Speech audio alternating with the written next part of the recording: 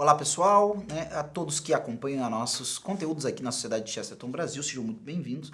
Mais uma conversa aqui que eu entabulo com vocês sobre a questão do talento literário de Chesterton. E aí, a última vez que nós conversamos, eu falei sobre a possibilidade de pensar em Chesterton como um gramático, certo? E aí quando eu falo como gramático, eu falo no sentido mais próprio das artes liberais mesmo, tá?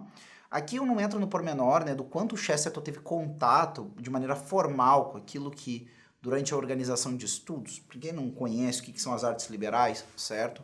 São esses conhecimentos próprios dos homens livres, ou seja, que não eram necessariamente homens dedicados ou que precisavam se dedicar a artes servis ou mecânicas, que visavam produzir um bem útil, dizendo assim, mas não um bem valioso. Os bens valiosos, esses bens que agregam valor ao sujeito que os possui por eles mesmos. Imaginemos alguém que tem conhecimento de um determinado assunto, qual é o conhecimento desse assunto, principalmente quando está ligado às coisas maiores, certas coisas mais relacionadas ao sentido do mundo, do ser, e essas coisas todas. Ele não precisa o sujeito fazer nada com aquilo. Só ele conhecer melhor a realidade, conhecer melhor a verdade, conhecer melhor a si mesmo, já é uma coisa que o torna alguém melhor, o torna alguém mais capacitado para a felicidade, mais capacitado para o ser. Então, esses são os bens valiosos, diferente dos bens úteis, meramente úteis, coisas, por exemplo, uma ferramenta, ela é um bem útil, ou seja, o bem dela está relacionado ao fato de eu conseguir fazer determinadas operações com ela. Se estraga, quebra um dente, ela se parte, eu não posso mais aparafusar, furar com ela, perdeu sua utilidade, virou material ali que tem que ser desfeito, refeito e assim por diante, tá? Diferente é, por exemplo, um ser humano, uma mãe e um pai não olham para o seu filhinho, para um bebezinho, porque podem fazer alguma coisa com ele, mas porque ele é ele, certo? É esse o valor daquela criança ou então de qualquer outro ser humano, certo? Então, essa distinção, E as artes liberais, via de regra, lidam com isso, tá? E a gente vai ter, e claro, essa expressão, não artes liberais, mas mais ou menos o elenco dela em 7 artes liberais, certo? Se consolida dentro do mundo ocidental, especialmente a partir do Renascimento Carolíngio e da reorganização de estudos, que é necessário fazer mediante o colapso das estruturas culturais e também políticas e materiais do Império Romano no mundo ocidental, especialmente com aquele movimento intelectual patrocinado por Carlos Magno e capitaneado pelo grande Alcuino de York, tá? E entre isso, pensando nas 3 artes do trivium, tá? Pensando nelas como as artes próprias da linguagem ou da expressão da palavra e do pensamento, tá? Nós temos aí a gramática, a retórica e a lógica, tá? Então, que introduzem o sujeito na forma reta de pensar, na forma bela e clara de expressar o pensado e da maneira de conjugar os símbolos gramaticais, os símbolos das palavras, para então colocar isso por escrito e ser o suporte próprio também da retórica e das outras coisas, tá? Então, isso é a grande parte relacionada não só ao registro, mas se a gente vai pensar na gramática, a parte da escrita tem um impacto determinado e diferente dentro da mentalidade e da inteligência humana, tá? Não é a mesma coisa para efeitos de desenvolvimento da inteligência, tá? Um sujeito escrever e falar ou escutar e somente falar e escutar, certo? Algumas pessoas, muitas vezes, acham que o importante é saber a essência dos conhecimentos e por isso eu posso assistir simplesmente aulas ou ver simplesmente documentários, coisas do tipo. E não preciso nunca fazer o exercício próprio de parar diante da palavra escrita e ler ou então escrever aqueles conhecimentos, certo? Inclusive, dá para pensar, já houve pessoas afirmando isso, que tem efeitos diferentes no cérebro humano o ato de digitar e o ato próprio de escrever, tá? Mas aí a gente entra em questões mais subjetivas, de neurociência, assim por diante, tá? Mas o que interessa é isso, existe uma distinção, certo? E o Chesterton, comentávamos anteriormente, nesse outro encontro que nós tivemos aqui, sobre a qualidade dele como gramático, ou seja, como um homem que conhece a totalidade do uso da língua, certo? Em especial a língua escrita, ou seja, a escrita né, baseada numa leitura bastante profícua. O que precede, né, a boa escrita, né, é a boa leitura. Tá? Isso sempre fazendo essa relação, que o que precede a boa fala é geralmente a boa audição. Né? Ser capaz de escutar bem, geralmente, melhora em mim a capacidade de falar bem. Tá? E a capacidade de escrever bem, via de regra, está associada à capacidade de uma leitura qualificada. Não meramente ler, mas ler com qualidade. Isso não é algo que se aprende do dia para a noite. Tá? Nem ser um sujeito de inúmeras leituras vai necessariamente me fazer aprender a partir das leituras como escrevo melhor. Existem inclusive livros, agora me vem à cabeça, né, o livro do Antoine Dalbala, que fala sobre a aquisição do estilo a partir da leitura dos grandes autores. Mas deve haver outros livros também na mesma linha, né, de acepção do estilo ou de melhoria da escrita a partir da leitura, certo? E aí, pensando no Chesterton como um tanto como um gramático, né, poderíamos dizer que ele, pelo menos para efeitos da língua inglesa, se comporta como isso. De forma que ele não é um homem limitado a um determinado estilo ou uma determinada forma de escrever, né, dado a um objetivo. O que eu quero dizer com isso? Por exemplo, a minha formação, né, de raiz, vamos dizer, minha formação acadêmica, o que eu fiz na minha alma mater, certo, foi a faculdade de História, certo? Ou seja, eu estudei a técnica própria para fazer pesquisas e ensinar História, né? Bacharelado e licenciatura. O bacharel aprende, né, como pesquisar, né, adquirir novos conhecimentos, levar à frente uma pesquisa segundo um método histórico, né, para reconstituir algum evento do passado, enquanto o licenciado, né, se dedica a arte, a técnica, né, o método, né, de adquirir habilidade para ensinar, né, o que o bacharel pesquisou e assim por diante. O licenciado pode ser um pesquisador? Sim, mas a pesquisa dele é sobre como ensinar, não o que vai ser ensinado. Quando ele vai estudar o que vai ser ensinado, ele está agindo ali, então, como um bacharel, o que é próprio do dito bacharelado, ou seja, a arte do pesquisador. É claro que muitas pessoas vão colocar isso também como divisões arbitrárias, né, e tudo mais, e que não é. E também é. Na verdade, é muito difícil que alguém que pesquise não vai acabar ensinando. Parece que essa é a dinâmica natural. Então dizer assim, ó, não, uma pessoa que é um excelente pesquisador deveria se conformar com isso, apesar de ter uma pedagogia terrível, ter uma didática péssima, me parece esquisito. E muito provavelmente existem dificuldades nas compreensões desse sujeito na hora de levar à frente as suas conclusões. Por quê? Porque quando eu ensino alguma coisa que eu pesquisei, eu acabo colocando sobre crivo da razão humana esse tipo de coisa. Vocês entendem? O meu aluno vai receber esse meu conhecimento. Esse conhecimento que a princípio eu produzi. Só que existe uma coisa interessante. Geralmente o conhecimento adequado, ele tem um nível de simplicidade que não é simplismo, tá? Que acaba caindo de maneira mais confortável à mente sã. Eu tenho particularmente essa visão, porque não me parece razoável que uma coisa de fato verdadeira ou adequadamente compreendida vai ser adequadamente ensinada e vai ser uma coisa hermética de ser compreendida por uma pessoa sã, tá? Ou seja, quando geralmente as coisas não são compreendidas ou porque elas são malsas ou a mente que as recebe são malsas, certo? Porque a verdade, ela encontra uma reverberação própria em nós, tá? Eu, Rodrigo, sou segundo a verdade, né? Eu não sou segundo a falsidade. Falsidade é o não ser. Então, quer dizer, a menos que eu tenha diminuído de tal forma pela minha perversidade, certo? A ação da verdade em mim, a princípio eu sou uma pessoa razoável, as coisas razoáveis devem ser razoáveis para mim, né?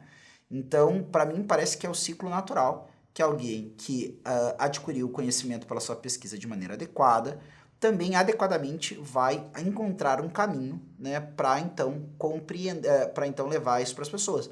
E é maravilhoso, no momento que eu levo esse conhecimento para outras mentes, elas vão me trazer o seu retorno e me obrigam a responder problemas, certo? E esses problemas vão ou consolidar minha teoria ou então vão pegar e vão me fazer repensar a trajetória. Tá? E eu acho que nenhum pesquisador deveria ter medo dessa oposição, porque ou as pessoas estão erradas e nós vamos nos dedicar e ver que nós estamos certos e vamos mostrar isso para elas, e maravilhoso, ou então nós estamos errados e graças a Deus que alguém percebeu isso antes que a gente desgraçasse a nossa inteligência, né? Então, não sei, a gente não tem compromisso nenhum a não ser se esforçar pela verdade, né? Não existe A maior babaquice é tentar ter orgulho nas questões intelectuais, porque no fundo todo mundo nasceu ignorante, né? Ser ignorante é o estado normal das coisas. E parece que essa simplicidade, essa quase inocência de Chesterton foi que conduziu ele com tanta, né, a píncaros tão grandes, né, de conhecimento e sabedoria. Eu penso que, inclusive, se a gente for associar, a gente vai perceber que o grande luminar de toda a intelectualidade cristã, que é Santo Tomás de Aquino, tá? Gozava também de uma grande inocência. Tentaram, inclusive, consolidar essa inocência de Tomás, que, inclusive, foi muito bem captado por Chesterton, porque, para mim, nesse quesito também, Chesterton e Tomás acabam sendo homens um tanto próximos, almas afins, certo? Naquela história do noviço ou do monge que havia dito para ele que havia uma vaca voando. E Frei Tomás, na mesma hora, foi lá ver se a vaca estava voando mesmo. Aliás, nem foi ver se a vaca estava voando, foi achando que havia uma vaca voando. E aí ele disse assim, né, mas Frei Tomás, o senhor, né, de tanto conhecimento, com ingenuidade desse tipo, né, ele diz assim, como uma vaca vai voar, né, e eu pensava que era mais impossível um frei mentir, né, um frade mentir. Então, é mais conforme a realidade, a virtude das coisas, né, que uma vaca voe do que um frade minta, tá? Porque não só é um homem que deveria ser da verdade, mas também que é consagrado à verdade. Afinal de contas, né, a vivência dos conselhos evangélicos é uma consagração, né, radical nas circunstâncias, né, a Cristo, que é a verdade encarnada, tá? Aí a pergunta que não quer calar. Será que Frei Tomás acreditou com todas as forças da sua alma, né, que ali havia uma vaca voando? Isso importa pouco. O que interessa é que esse homem se esforçava para ter uma tal simplicidade, certo? E novamente, que não é simplismo, que ele seguia exatamente aquilo que a verdade dizia, que é o quê? Não é de pessoas boas duvidar dos outros, né, sem prova contundente disso. E se nós queremos esse tipo de averiguação, vale a pena nós pegarmos uma cena que eu gosto muito, que é ainda do primeiro romance, né, da série das Crônicas de Nárnia, que é o Leão, Feiticeiro e Guarda-Roupa. Primeira, lembrando, não cronologicamente na cronologia da história, mas a primeira a ser lançada, tá? Ali eles estão com a menina, né, a Lúcia, né, afirmando para eles uma coisa que parece inverossímil ou impossível, tá? E nisso, né, esses meninos relatam, né, isso pro senhor que cuida deles, né, o professor Kirk, que é o dono da casa onde eles estão. Os meninos ali, os Pevensey, estão refugiados no interior, com tantas crianças, né, foram enviados para o interior da Inglaterra durante os terríveis, né, bombardeios alemães, conhecidos como a Blitz, né, essa técnica alemã terrível de Hitler, da Blitzkrieg, certo? E ali eles dizem assim, olha, professor, tô uma irmãzinha, pô, menina de ouro, mas ficou louca. Aí o professor questiona, mas ficou louca por quê? Aí ele disse assim, não, ela disse que entrou no guarda-roupa, saiu no mundo fantástico, num outro mundo, né? Tá, mas me diz uma coisa. A menina é dada a mentir, né? Não, aliás, eles acham que ela está mentindo, eles não acham que ela tá louca. Eles estão perplexos porque a menina não é de mentir, tá mentindo. Aí ele pega e pergunta pra elas, tá, mas você acha que ela tá louca? E aí os irmãos dizem, não, louca ela não tá. E aí depois ele pergunta, tá, mas então ela mentiu alguma vez antes? Não, que a gente saiba. Bom, se a menina não mente, se a menina não tá louca, logo o que ela falou é verdade, né? Mas o que ela falou é impossível. Vocês entendem isso? Olha que coisa linda esse negócio. Esse esforço, né, pra, a menos que o dever de Estado me obrigue, mesmo que eu passe o papel de bobo, eu deveria acreditar no que as pessoas estão falando. E o problema é delas se elas estão mentindo. Tá? Ah, Rodrigo, mas se eu sou um policial e estou diante de um suspeito, né? Não, aí é dever de Estado, gurizada. Vamos dizer, você é um superior religioso, você tem pessoas aos seus cuidados. É seu papel desconfiar, certo? Mas quantas e quantas vezes a gente não faz juízo temerário dos demais sem nenhum dever de Estado para isso? Pouco me toca a vida ou o dever o fato de que alguém faz isso ou aquilo com a sua vida.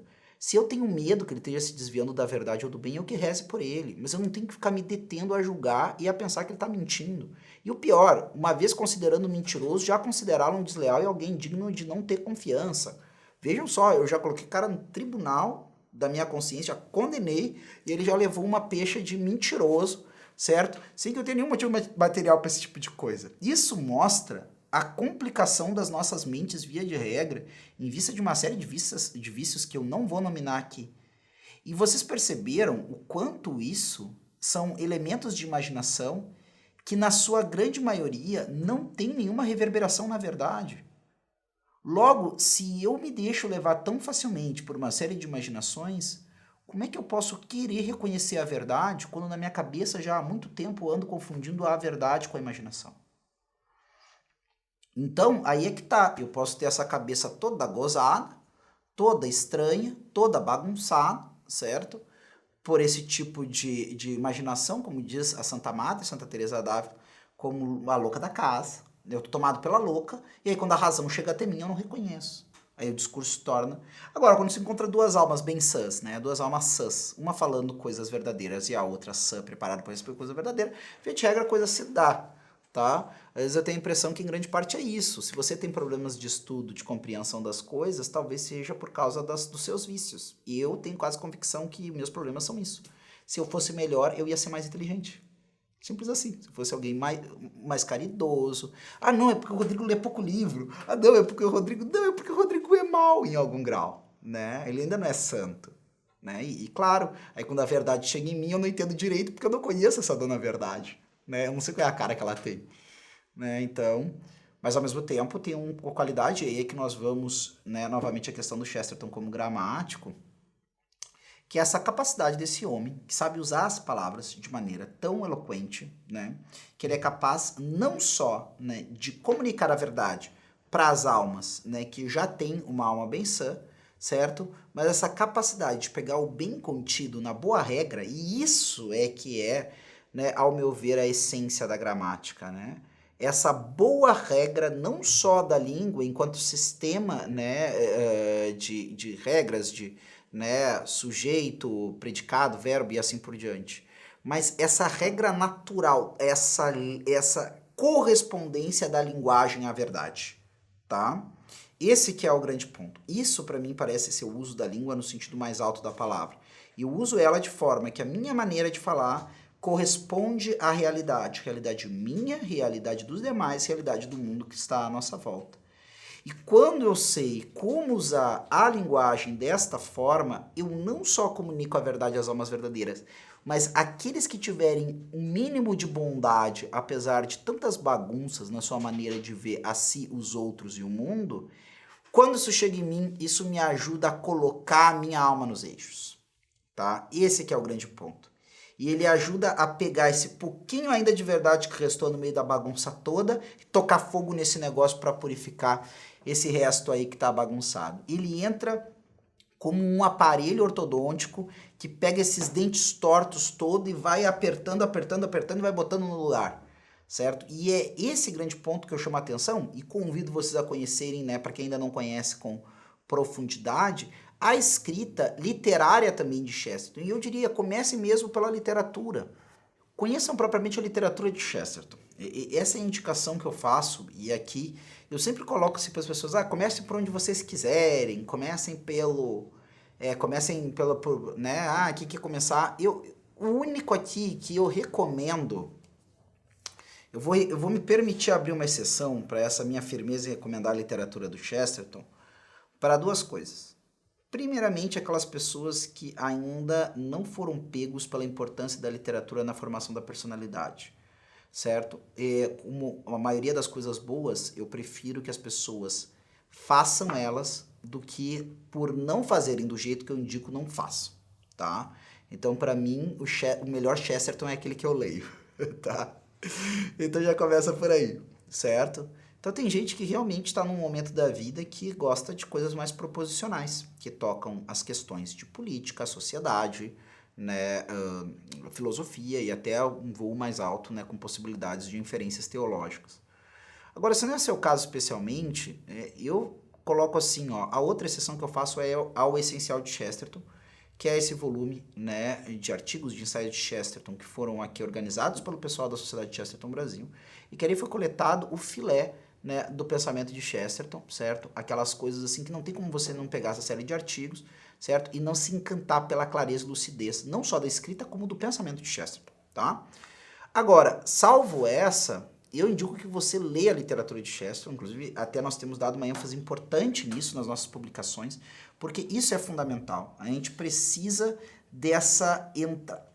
É através dessa qualidade literária de Chesterton que eu acho que se presta um grande serviço a uma coisa que está mais ou menos latente, que é botar esses aparelhos na nossa mordedura, da nossa capacidade de sorver a realidade, que a escrita de Chesterton, a escrita literária, os elementos simbólicos que ele organiza. Inclusive, no último vídeo nós falamos sobre, né, a esfera e a cruz, e o Elphs nos chama a atenção ali para esse jogo de símbolos que existe dentro da obra toda. O Chesterton não faz isso só na Esfera e a Cruz. Ele faz isso na Esfera e a Cruz, ele faz isso no Padre Brown, ele faz isso no Homem que Era Quinta-feira, ele faz isso em vários outros, né, exemplos. E é ali que ele pode fazer isso com ainda mais liberdade. Por quê? Porque ali, agora no Man Alive, né, ele faz isso ainda com mais liberdade, porque ele não está preso. Apesar que o Chesterton é um homem que falar de Chesterton preso é quase uma contradição. Então, através dessa escrita de Chesterton, a gente pode ter contato, porque ali ele tem essa liberdade para lidar com uma série de símbolos, né, sem estar preso a nenhuma necessidade de encadeamento lógico. Apesar que, naturalmente, o Chesterton está querendo nos conduzir para algum lugar dentro, né, da sua narrativa literária. Ou seja, as obras de Chesterton não são nonsense, não são aquelas coisas absurdas que eu não sei onde ele quer chegar ou como ele concluiu a obra, certo? Mas existe uma liberdade e uma capacidade de nos fazer não somente compreender verdades, se nós estamos preparados para isso, mas também preparar a nossa cabeça para compreender algumas verdades que nós muitas vezes ignoramos. E a gente precisa de gente como Chesterton para isso, não tem o que fazer. Né? Existe, via de regra, a gente está imerso na nossa realidade, muitas vezes coisas completamente fora do eixo, é a água na qual nós nadamos, na qual nós nos movemos. Nós não temos nem como perceber o enrosco que nós estamos, assim como uma pessoa talvez não perceba a violência que a cerca estando no olho do furacão. Nós precisamos de um cara que levanta a cabeça além das copas das árvores, né? Que respira o ar para cima de toda essa poluição. Um cara que tendo, né, os pés fincados no chão, tem a cabeça nas nuvens, certo? Ou seja, como diria o próprio Chesterton, um homem que salva o seu tempo porque não é meramente atual, certo? É um homem que sim, sabe o que o cerca, mas não pensa soluções para o seu tempo meramente, né, com as coisas que o seu tempo oferece, mas que não tem vergonha nenhuma de usar todo o cabedal humano recolhido ao longo das eras, certo? Daquilo que Chesterton vai chamar de a democracia dos mortos, né? Qual é a opinião dos nossos antepassados acerca dessas questões, né? Se os homens estivessem aqui hoje, esses homens, grandes homens que pensaram as coisas, né, desses tempos, estivessem hoje dando a sua opinião sobre o que vemos, o que eles diriam? E fazendo esse exercício, nós começamos a pensar não só com a nossa cabeça, mas com a cabeça da nossa civilização, a ser aquilo, né, que foi dito, ainda que anões nos ombros de gigantes, certo?